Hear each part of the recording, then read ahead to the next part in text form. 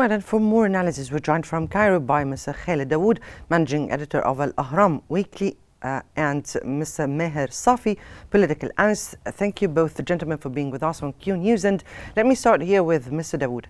What could be the potential scenarios for Gaza's future now that a ceasefire has been achieved? And would it last, or would it be a temporary halt in violence? Well, thanks, Mona, for having me. Probably the answer is in your question, whether it's going to be temporary or permanent. It's a very complicated agreement as far as we have seen, even after the official announcement by the Qataris, by the Americans, by the Egyptians, by almost everyone that an agreement has been reached. The Israeli government, until the hour we're talking, has not sealed the agreement, or Netanyahu continues to delay the cabinet meeting that's supposed to vote on the agreement.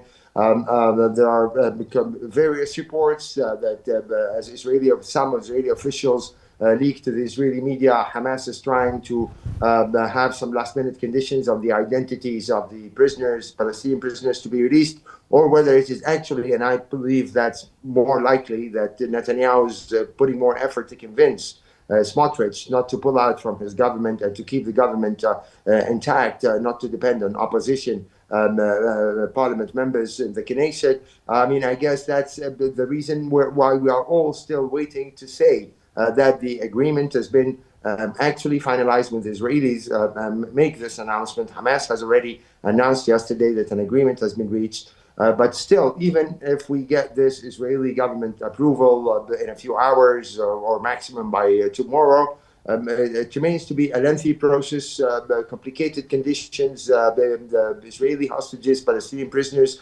will be released gradually. The issues related to the redeployment of the Israeli forces within Gaza, because in the first stage, 42 days, there isn't going to be full Israeli withdrawal from the occupied Gaza Strip. So it's we'll get into the deployment and definitely the division among the Israeli government members. Let me go here to Mr. Safi and the Israeli Finance Minister Bezalel Smotrich, as Mr. Khaled here said respectively, has made it clear that his party will remain in government only if Israel resumes the war on Gaza. Now, how do you interpret such a position, and what does it mean for the decision making of those the Israeli government there? I think that Smotrich's statement is tackling the issue of the Israeli cabinet, and I think that his talks isn't logic. He's in the government and he's saying he's opposed the deal and the policy, but the deal is going to be enforced, particularly that the new U.S. President Donald Trump imposed and practiced pressure upon Israel and carries the several hopes of the Middle East and the Gaza, and wants to put an end to the delay of the war in Gaza. So what's happening, what Motrich is saying is just words in air. He cannot do anything to hinder the enforcement of the deal. As we can see, the several victims are falling down. Netanyahu, as I describe him as the big maneuverer, might overturn the deal, because since the beginning of the war he does not to end the war and to achieve his own goals. When they agreed with the Hamas, for them is a defeat, because he doesn't want to sit with before Hamas and acknowledging the resistance and Hamas. They're trying to release the prisoners militarily by killing several of the hostages, but they cannot release the rest of them. So they resorted to the pressure as well as the family pressured, and the far right wing, the most extremists exerted the pressure upon the government, and as they killed the prisoners and never paid any considerations of their circumstances throughout the continued bombardment throughout Gaza. What some stations, however, is important are just words with nothing new since the beginning of the war. They took and promised him is the most extremist and as he wishes settlement and displacement and controlling in the Gaza Strip. Is saying nonsense as long as the deal on the pass, but there are several of obstacles that created by Netanyahu and his cabinet of not sealing the agreement as appropriate manner. Yes, it comes at the backdrop of the international communities at large wanting such peace. Now, Mr. Dawood, let me get back to you here. And from your point of view, do you think Trump is likely, of course, when he is inaugurated or when he assumes office, do you think he is likely to pick up Blinken's plan for a reformed and UN monitored Palestinian Authority to oversee the governance of a unified Gaza and the West Bank? What kind of plans do you think he would have? Well, let's not forget that Mr. Trump, when he during his first term in office between 2016 and 2020, he's had his own plan for the Middle East, peace for prosperity. Conferences have been already held in a few Arab countries. The Abraham agreements that were signed between Israel, United Arab Emirates, Morocco, and a couple of other Arab countries, Bahrain and others. I mean, these are all the so-called achievements from Trump's point of view. So I don't think necessarily Trump will pick up the ideas that are being presented by Blinken, considering they're already sort of kind of a competition over who takes credit for the ceasefire agreement. But the outgoing Biden administration has already practically been trying and pressing. I can't say always seriously for a peace agreement, for a ceasefire, at least since May. You're talking about almost 9 months, but they failed to do so. But when Trump won the elections, appointed his own peace envoy, Steve Witkoff, and sent him to Israel and to Qatar, the tough messages were not only delivered to the Palestinian side, but also to the Israeli side, that Netanyahu has to stop procrastination, that he has to stop failing deals in the last minute with new conditions, and that something needs to be signed before Trump gets into office on January 20, which is Monday, and at the same time maybe give a little credit for Biden before he leaves office on Sunday, in case actually 3 Israeli hostages are going to be released on that day. So it's of course, but at the end of the day, the ball now falls into the hands of the Trump administration. He has his own hardline Zionists surrounding him, all members of his cabinet, which is worrying. And some analysts and experts on the Middle East and Israel, they were warned that in return for possible ceasefire in Gaza, maybe Trump administration would allow Israel more free hand to expand settlements in the West Bank or to occupy more West Bank territories. So it's not necessarily a win-win situation in that case, considering the Trump's well-known bias to the Israeli side, his recognition of East Jerusalem as Palestine, as Israel's capital, and the same for the recognition of the Golan Heights. So, I mean, on one hand, it's very good, of course, for the Palestinian people, considering their horrific situation and the big number of people who get killed every day, that this war is going to stop even hours after, not hours, even like 1 hour after the agreement was announced.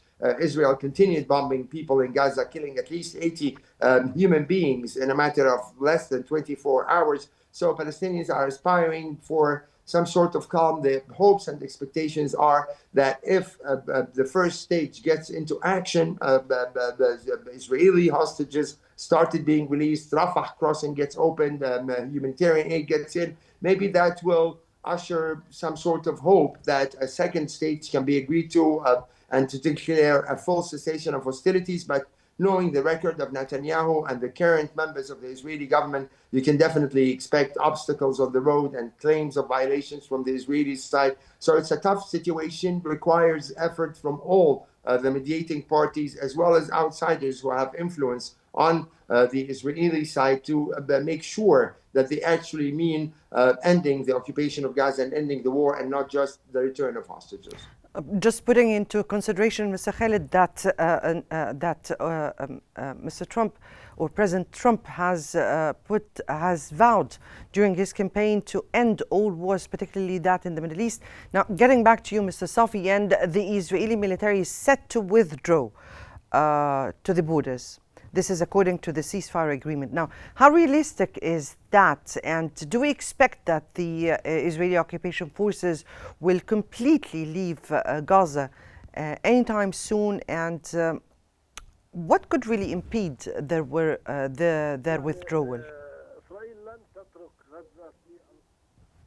To leave Gaza. In the near soon, the maneuvers of Israel and Netanyahu are present since the first moment of the agreement. The Israeli forces will remain in Gaza Strip in order to achieve the goals talked by Benjamin Netanyahu following the 7th of October 2023 by eradicating the resistance and Hamas, and Hamas wouldn't be the governing Gaza once again, and we've got used to the ringing, the agreement, and the Israeli maneuvers withdrawing from the Gaza Strip. But the withdrawal will take some time, and Israel might attempt to clarify more, to eradicate what has been left from Hamas or the armed factions. But up till now, the situation in Gaza Strip isn't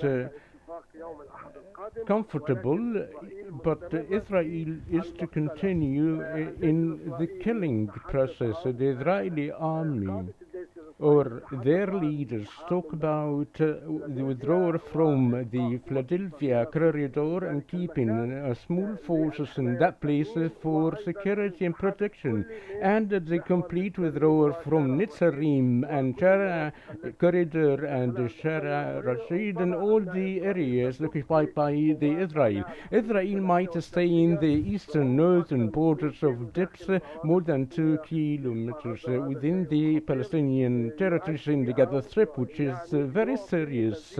That would give a chance for more of annexation of the land, particularly that Beit Hanun and Beit Lahia and the eastern zone of Shigaiya, and from the line from Beit Hanun to Rafah been completely destroyed, and there are a great amount of forces from the Israeli incursion area. The Israeli army will remain in a period that until achieve the objectives that Netanyahu talked about, that never achieve all of them, only the destruction of the infrastructure of more than 80%, 85%, and killing and more than 2,000 of women and injured, more than 2,000, most of them women and children, and destroying the health sector. The situation is catastrophic. We hope that to be enforced the agreement in order to spare the Palestinian unity for the matters related to the dedications and crossings and delivering the humanitarian aid, and to start the reconstruction and removing the rebels, and to do the searching of those who are missing under the rubble. Very much indeed. We all hope for that. Let me get back to you, Mr. Dawood. And Israel has been facing growing calls for accountability for its crimes in Gaza.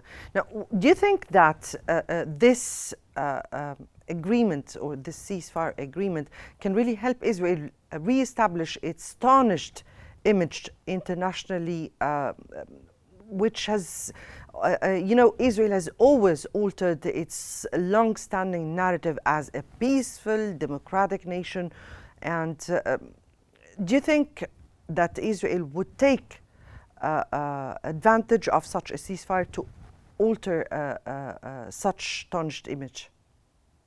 Well, I'm not very optimistic, to be honest, at this level. We've already seen the U.S. Congress passing a resolution practically threatening sanctions against the judges and the prosecutors who issued the arrest warrants for Mr. Netanyahu and his former defense minister, Yoav Gallant, for committing war crimes within Gaza. And I don't think that after more than 15 months of war machine killing people on a very daily basis, violating all the rules of law and even wars itself, we're going to say that Israel really cares about its image on the outside world. And again, they depend more on the support that they get from the United States and other key European nations. And unfortunately, even up until the last minute, we've seen them attacking hospitals, attacking schools. I mean, again, all with the same claim that suspected Hamas militants are hiding inside. But again, let's hope that this difficult task awaiting the mediators will be successful, particularly in terms of moving from the first stage to the second stage. But already we've heard from Mr. Biden yesterday saying that the parties agreed that the ceasefire will hold as long as negotiations between the two sides for the second stage continue. But again, I mean, knowing the volatile situation on the ground, the composition of the Israeli government, the serious fear by the Palestinians and also by the families of Israeli hostages that Netanyahu and the right-wing hardliners within his government will seek any excuse to resume the war again and go back to the same old failing argument about force is the only way to free the hostages and that they need to wipe out Hamas militarily, totally, and its governance ability,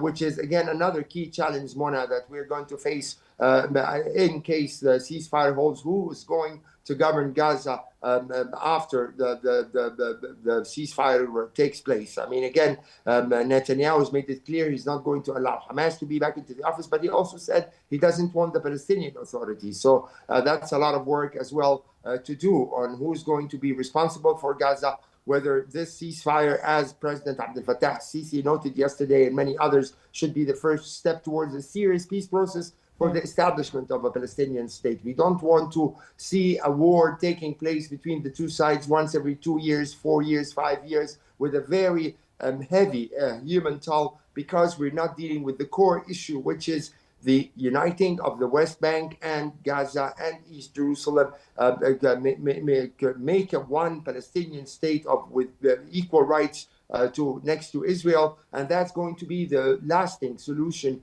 for this conflict, and not depending on force alone, on thinking that Hamas has been weakened, because practically up until the last few days, Hamas has been successful in directing very painful strikes against the Israeli occupation troops, killing many young Israeli soldiers. So again, it's not only Hamas and the Palestinian people are losing, but the Israeli side is inflicting heavy losses. And from the point of view of many Israelis, this war has lost its purposes. It's been going on for no purpose or reason, because even according to outgoing Foreign Secretary of the United States State Department Secretary Antony Blinken, Hamas will always manage to recruit new members instead of those who die, as long as the Israeli occupation continues, as long as the suffering of the Palestinian people continues. So again, that's a very long road, but it's possible. The plans have always been there, but many dynamics are likely to get into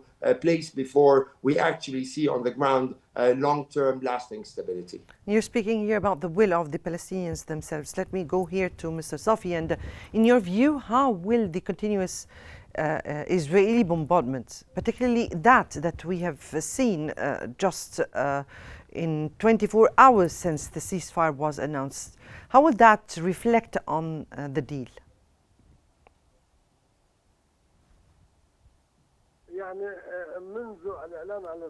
Upon the announcement of the deal, up till now, more than 100 martyrs and injured in a continued bombardment in the north of Gaza and the central of Gaza as well. A policy that we've got used to it from Israel. Even in the previous Israel, since the beginning of the war, there were bombardment operations. We've used to it, the Israel not to abide of the ceasefire agreement through killing and taking advantage of the celebrations of Palestinians in stopping the massacres. It is a repeated policy to glorify the victory since the beginning of the war. So it's not that something isn't that new, but I think the agreement will take effect in the January 19. And what happened is only a proof with Israel with the ceasefire in Lebanon as well. It's a habit of Israel by systematically killing the Palestinians, whether in Gaza or in the Palestinian territories. Briefly, Mr. Safi, if you can, briefly, sir, if you can just tell us, will that reflect on the deal, and what are we expecting at this upcoming stage?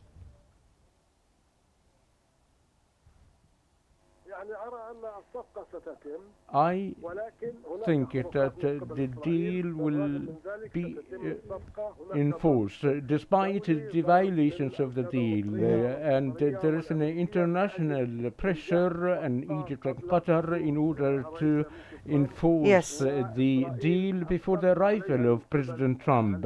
Yes, and the Israeli people, the families of the prisoners are practicing a great pressure upon Israel, and it is a greater chance for the families to the detainees.